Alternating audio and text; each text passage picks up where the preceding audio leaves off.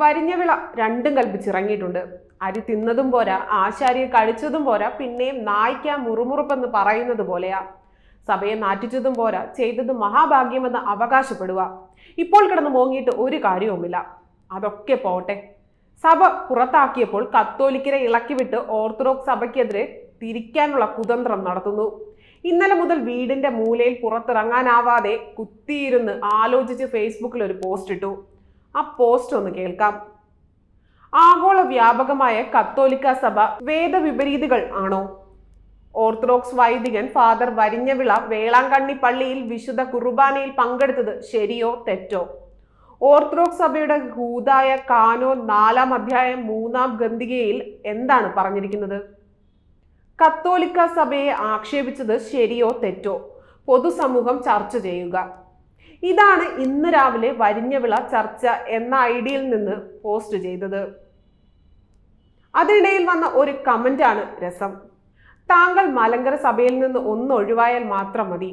താങ്കൾ എത്രയും വേഗം ഏതേലും പാൽപ്പൊടിയിലോ KP യോനാച്ചന്റെ കൂടെയോ അല്ലെങ്കിൽ പട്ടം വാങ്ങിച്ച കണ്ടമന സുറിയാനിയിലോ എങ്ങോട്ടേലും ഒന്ന് പോകാൻ ഇടയാവട്ടെ എന്ന് ആഗ്രഹിക്കുന്നു.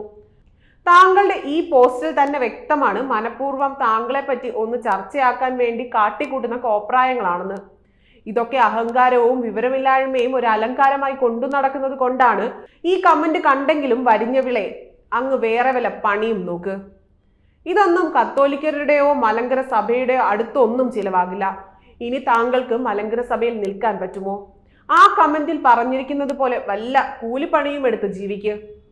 നേരെ ചൊവ്വെ വിശുദ്ധ കുർബാന ചൊല്ലാൻ അറിയാത്ത നിങ്ങൾ ഒരിടത്തും രക്ഷപ്പെടില്ല. നിങ്ങളെ ആരെങ്കിലും എടുത്താൽ അവർക്ക് ബാധ്യതയാകും. നിങ്ങൾ അവർക്ക് പാരയും പണിയും. പഴയ കട്ടക്കച്ചവടവും ട്രാവൽ ഏജൻസിയും ഒക്കെ പൊടി തട്ടിയെടുക്ക്. അതാ എന്തുകൊണ്ടും നല്ലത്. അല്ലാതെ ഈ വക ഉടായ്പൊന്നും ഇനി ചിലവാകില്ല.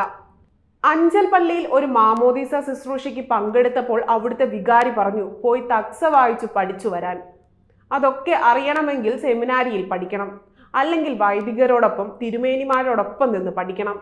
ഇതൊന്നുമല്ലാതെ പാത്രിയാർക്കീസിൽ അടുക്കള വഴി കയറി കുപ്പായം വാങ്ങി ചിട്ടോണ്ട് വന്നാൽ ഇങ്ങനെയൊക്കെ ആയിരിക്കും.